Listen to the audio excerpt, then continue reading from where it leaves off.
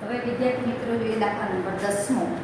10મા દાખલામાં આપણી પાસે છે x² બરાબર 4y વક્ર અને એક રેખા છે x બરાબર 4y - 2.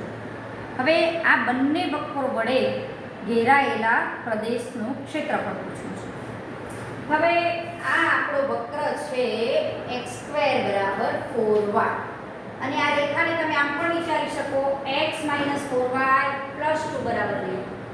હવે આ રેખા કઈ રીતે દોરાશે એ માટે થોડાક આપણે બિંદુઓ મૂકી અને આ રેખા દોરેલી છે. તમે x0 મૂકો તો y1/2 મળે, પછી આમાં y0 મૂકો તો x - 2 મળશે અને બીજું તો તમે આ બે વક્રોના છેદ બિંદુ આ કયા છેદ બિંદુએ છેદે છે બંને વક્રો એ છેદ બિંદુ પણ આપણે શોધી શકીએ. પહેલા મેં મૂક્યું 0 1/2 બિંદુ એટલે આ જે રેખા છે એ y અક્ષને 0 1/2 માં છેદે છે એવું નક્કી થઈ ગયું. પછી x અક્ષને -2 0 બિંદુમાં છેદે છે એ પણ નક્કી થઈ ગયું. હવે તમે કોઈ એક x યામ મેં અહીંયા 2 મૂક્યો 2 + 2 4 4 - 4y બરાબર -4 તો y બરાબર 1 મળ્યા એટલે 2 1 બિંદુએ પણ છેદે છે. એટલે તમે આ જે રેખા છે x બરાબર 4y - 2 એ આમ દોરી શકો અને x² બરાબર 4y વક્ર આપણને આવી રીતે દોરાય ખબર છે. હવે આ બે વક્રોનું મારે છેદ બિંદુ શોધવું છે એટલે આ જે એક રેખા અને આ વક્ર આ બે બિંદુ a અને b માં છેદે છે તો એ છેદ બિંદુ શોધવા માટે આ બે વક્રોના આપણે સમીકરણ લીધા. આમાંથી x ની કિંમત 4y - 2 મેં આમાં મૂકી 4y - 2 નો વર્ગ બરાબર 4y. તમે આ વક્રોના સમીકરણ ગમે તે રીતે ઉકેલી શકો. આમાં 4y ને કરતા કરીને x + 2 લાવો અને બંને 4y સરખાવી x² બરાબર x + 2 થી પણ આ ઉકેલી શકાય. x ની કિંમત મેં અહીંયા 4y - 2 મૂકી a ઓછા b ના વર્ગની રીતે વિસ્તરણ કર્યું 4y નો સ્ક્વેર 4 × 8 = 16y 2 નો વર્ગ. હવે આ 4y સામે આવે -20y + 4 આમાંથી 4 કોમન નીકળે છે કાઢ્યા 4 ના અવયવ કાઢ્યા 4 - 1 એટલે 5. હવે 4y² - 4y - y + 1 એમાંથી આપણને આ બે અવયવ મળ્યા y = 1 ને y = 1/4.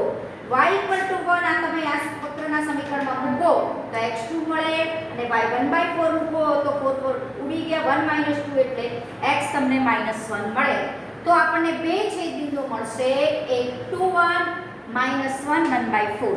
2 1 બિંદુ તો આપણે અહીંયા દોરેલું છે અને આ બિંદુ થશે -1 1/4 અને જો તમે રેખા જુઓ તો અહીંયા -1 1/4 બિંદુ દેખાય પણ છે.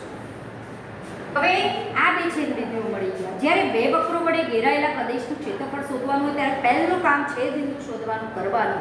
એટલે એ છેદ બિંદુ શોધશો એટલે કઈ રીતે રેખા દોરાશે એનો તમને આઈડિયા આવી જશે. હવે આ આપણે ઘેરાયેલો જે પ્રદેશ છે એનું મારે ક્ષેત્રફળ શોધવું છે. કયો પ્રદેશ? AMBOA નું ક્ષેત્રફળ શોધવું છે. હવે એ ક્ષેત્રફળ માટે હવે આ ક્ષેત્રફળને હું જો a કહું તો a બરાબર માનાંક I.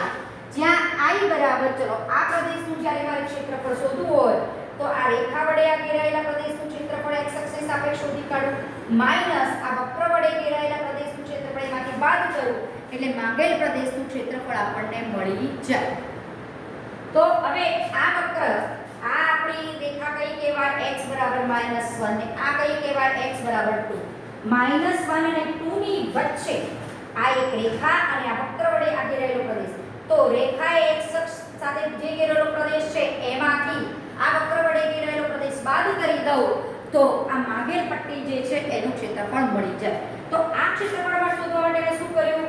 આ વક્ર જે રેખા છે એને આપણે x બરાબર 4y - 2 મારું સમીકરણ છે તો એમાંથી હું y ને કરતા કરું તો x + 2/4 થાય. હવે આ મારો આ જે y છે એને તમે fx કહો એટલે આ મારો વક્ર બન્યો fx બરાબર x + 2/4. હવે આ રેખાએ આ x અક્ષ સાથે જે ઘેરેલો પ્રદેશ છે એનું ક્ષેત્રફળ શું થશે? -1 થી 2 રેખા અને x લિમિટ મૂકી એટલે dx f dx માઈનસ આ જે વક્ર છે એણે પણ આ x અક્ષ સાથે ઘેરેલો પ્રદેશ છે એનું ક્ષેત્રફળ શોધી કાઢવું અને એમાં આ ક્ષેત્રફળમાંથી આ ક્ષેત્રફળ બાદ કરીએ એટલે આ માંગેલ પટ્ટીનું ક્ષેત્રફળ મળે. તો આ ક્ષેત્રફળ એટલે આ વક્રને આપણે gx કીધો છે તો આમાંથી y ને કરતા કરું તો x² = 4 આને આપણે gx વક્ર કીધું છે.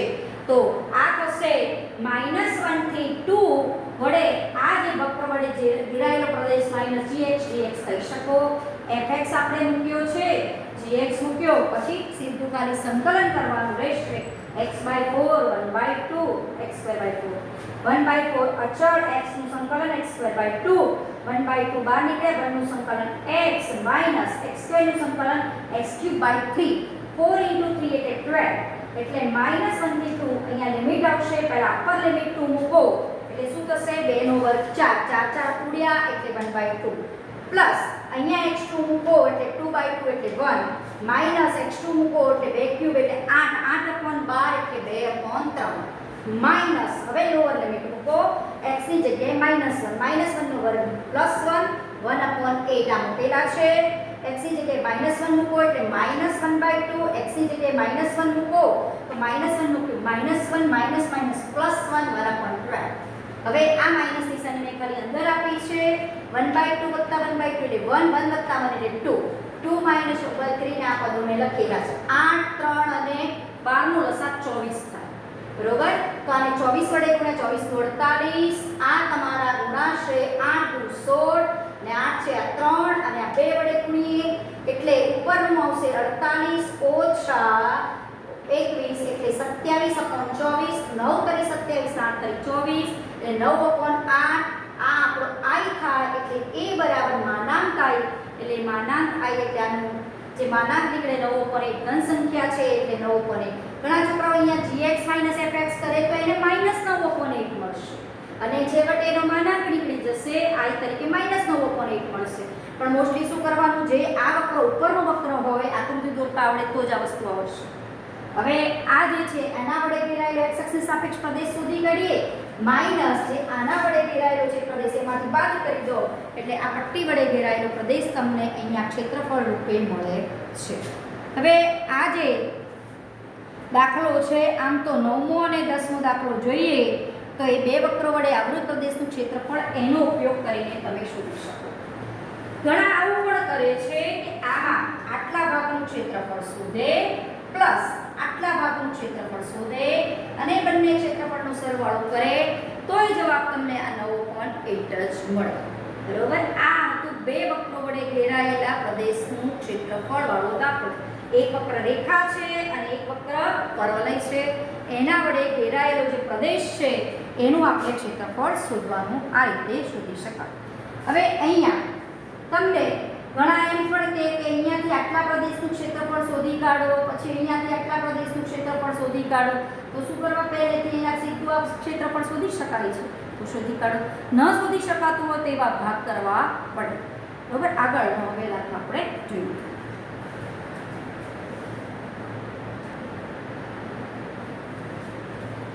હવે જોઈએ દાખલા નંબર 11.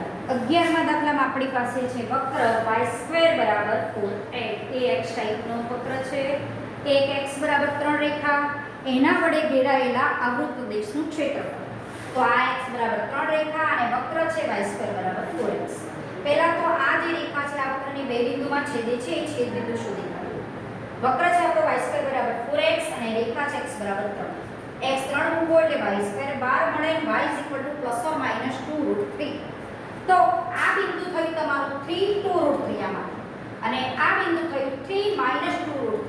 બરોબર, હવે આ જે વક્ર છે એમાં y ની જગ્યાએ -y મૂકો એટલે વક્રના સમીકરણમાં કોઈ ફેર નથી પડતો. તો આ વક્ર x અક્ષ પ્રત્યે સમમિત છે એમ કહેવાય. એટલે આ જેટલો ભાગ હશે એટલું ક્ષેત્રફળ નીચેના ભાગનું પણ હશે. એટલે હું આટલું a1 નું ક્ષેત્રફળ શોધી કાઢું અને એને 2 વડે ગુણી દઉં એટલે આ રેખા અને આ વક્ર વડે ઘેરાયેલા પ્રદેશનું ક્ષેત્રફળ મળી જાય. તો પહેલા a1 એટલે શું? a1 એટલે OMA નું ક્ષેત્રફળ આટલા ભાગ. હવે એના આપણે કહીએ માનાંક i. હવે જ્યાં i બરાબર શોધીશું આ x બરાબર કઈ રેખા કહેવાય 0 અને આ x બરાબર 3 બરોબર અને આ x અક્ષ કહેવાય. એના વડે આટલો જે ઘેરાયેલો પ્રદેશ છે એના માટે મારે i શોધવો છે. તો આ i શું થશે? આ તમારી સ્ટ્રીપ થશે y ઊંચાઈની અને એની પહોળાઈ થશે dx. એટલે આ એક લંબચોરસ પટ્ટીનું ક્ષેત્રફળ થશે y * dx. આવી લંબચોરસ પટ્ટીઓ 0 થી 3 વચ્ચે ભેગી કરો એટલે સંકલન 0 થી 3 y dx. હવે y એટલે શું? હવે આપણી પાસે વક્ર કયો છે y² બરાબર 4x, તો y બરાબર ± રૂટમાં 4x થાય, 4 નું વર્ગમૂળ 2 અને √x. તો જે ઉપરનું પાંખિયું છે એ કયું કહેવાશે y બરાબર 2√x, અને જે આ નીચેનું પાંખિયું છે એ કહેવાશે y બરાબર -2√x. હવે આપણે ઉપરના પાંખિયાનો ઉપયોગ કર્યો છે, y ની જગ્યાએ મેં 2√x મૂક્યું, 2 અચળ, એ √x એટલે x ની 1/2 ઘાત, એનું સંકલન x^3/2/3/2 0 થી 3. હવે આ 3/2 આ ઉપર ગયા એટલે 2/3, x ની જગ્યાએ પહેલા મેં અપર લિમિટ 3 મૂકી, x ની જગ્યાએ 0 મૂકો તો 0 ની 3/2 ઘાત એટલે 0. હવે આ 4/3 અને 3/3/2 આ 3 ની જગ્યાએ કહેવાય 1 ઘાત, 3 ની 3/2/3 ની 1 ઘાત એટલે 3 ની 1/2 ઘાત એટલે 4√3 થતા. એટલે આપણને a1 મળશે. આ i ની જગ્યાએ મૂકો 4√3, પોતે ધન જ છે એટલે એનું માનાંક 4√3. હવે આટલા પ્રદેશનું ક્ષેત્રફળ 4√3 મળ્યું, તો આપણને માંગેલ પ્રદેશ OBAO એનું ક્ષેત્રફળ માટે OBAO નું ક્ષેત્રફળ બરાબર 2 * a1. તો આ a1 ને હું 2 વડે ગુણું એટલે 8√3 ચોરસ એકમ આ માંગેલ પ્રદેશનું ક્ષેત્રફળ બની જાય. હવે જે 12મો છે ફક્ત MCQ છે એ આપણે થોડો જોઈ લઈએ. 12મા નંબરમાં MCQ આ ટાઈપે છે. 12મો MCQ છે, વર્તુળ છે x² + y² બરાબર 4. પહેલા વર્તુળ દોરી દઈએ, x² + y² બરાબર 4. બે ત્રિજ્યા અને ઉગમ બિંદુ કેન્દ્ર વાળું આપણું વર્તુળ છે. બે ત્રિજ્યા અને ઉગમ બિંદુ કેન્દ્ર છે એવું આપણું વર્તુળ છે. બે ત્રિજ્યા અને ઉગમ બિંદુ કેન્દ્ર, એટલે આ બે ત્રિજ્યા એટલે આના આ પ્રમાણે થશે.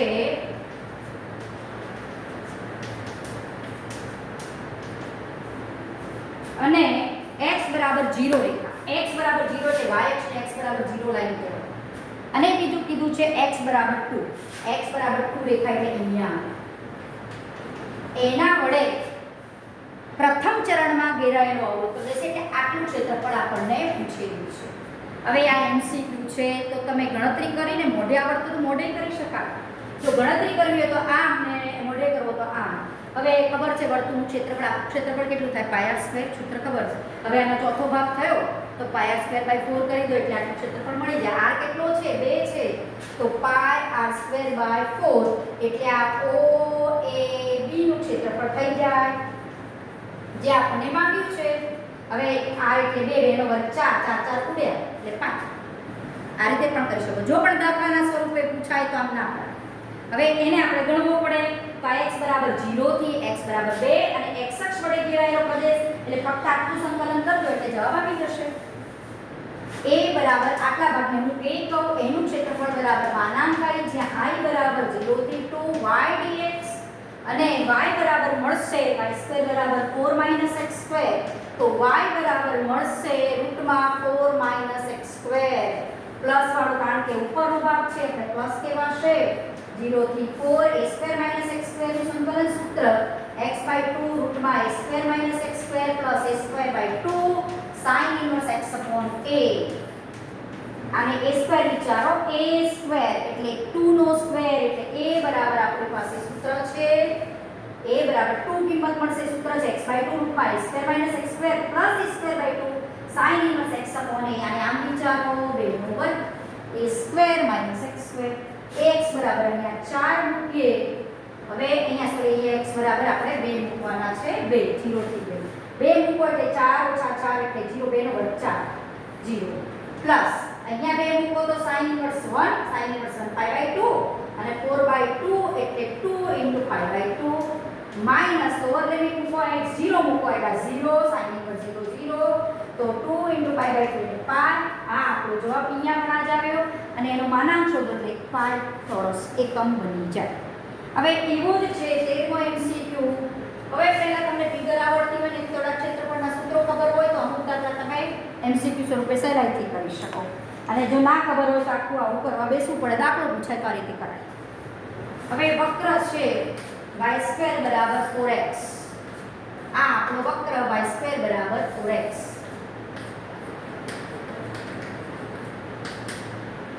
બરોબર, આ આપણો વક્ર. હવે આ આપણો y અક્ષ અને રેખા y બરાબર 3. સપોઝ આ આપણી y બરાબર 3 રેખા અને એના વડે ઘેરાયેલો અવૃત પ્રદેશ એટલે આ વક્ર વાયક્ષ અને આ રેખા. તો આપણને આ પૂછ્યું છે અને શું પૂછ્યું છે? આ ભાગનું ક્ષેત્રફળ પૂછ્યું છે. આ ભાગનું આપણને ક્ષેત્રફળ પૂછ્યું છે. આ ભાગને ધારો કે કોઈ બી નામ આપું તો એનું ક્ષેત્રફળ આપણને પૂછેલું છે. હવે આટલા ભાગનું ક્ષેત્રફળ એટલે આ જે રેખા છે y બરાબર 3 આને છેદે છે આ વક્રને. તો y ની જગ્યાએ 3 મૂકો તો 3 નો વર્ગ 9. તો x બરાબર થશે 9/4. 9/4 અને y આમ 3 થશે. બરોબર. અને આ બિંદુ તો આપણે શું કહેવાય? 0, 3 જ કહેવાય. અને આ તો ઉગમ બિંદુ છે. હવે આ ત્રણેય બિંદુના નામ આપણને ખબર પડી ગઈ. એટલે કોઈ બિંદુ મારે ક્ષેત્રફળ અહીંયા આટલા ભાગનું શોધવું છે. હવે તો આપણે કઈ રીતે શોધી શકીએ? જુઓ, y અક્ષ એટલે x અક્ષ એટલે y અક્ષ એટલે x બરાબર 0 લાઈન કહેવાય અને x અક્ષ એટલે y બરાબર 0 લાઈન. હવે આ y બરાબર 0 અને y બરાબર 3 એના વડે આટલું y બરાબર 0 અને y બરાબર 3 એના વડે અને આ વક્ર વડે આ જે y અક્ષની સાપેક્ષ ક્ષેત્રફળ છે એ શોધવું છે. તો આને હું ધારો કે a કહું તો a બરાબર નાના r. જ્યાં i બરાબર તમે કરી શકશો 0 થી 3. મેં y લિમિટ મૂકી એટલે અહીંયા y dy આવશે અને x dy. બરોબર. 0 થી 3. હવે આમાંથી x ને કરતા કરો એટલે y2/4 dy. હવે આનું સંકલન કરીએ તો y3/3 એટલે y3/12 અને 0 થી 3. પહેલી અપર લિમિટ મૂકો એટલે 3 કરી 9 કરી 27/12 અને -0 એટલે 0. 27/12 એટલે 9 કરી 27 ને 4 કરી 12 એટલે 9/4 જે તમારા બી ઓપ્શનમાં જવાબ આપેલો છે. એટલે આનો જવાબ તમારો બી ઓપ્શન થશે. પછી જે આગળની વાત છે એના આધારિત આપણે આગળ દાખલા જોયા 9મો અને 10મો. એ દાખલા બે વક્રો વડે આવૃત પ્રદેશનું ક્ષેત્રફળ આધારિત હતા. હવે એનો મુદ્દો પછીનો એ જ મુદ્દો આવે છે, એની આપણે પછી ચર્ચા કરીશું.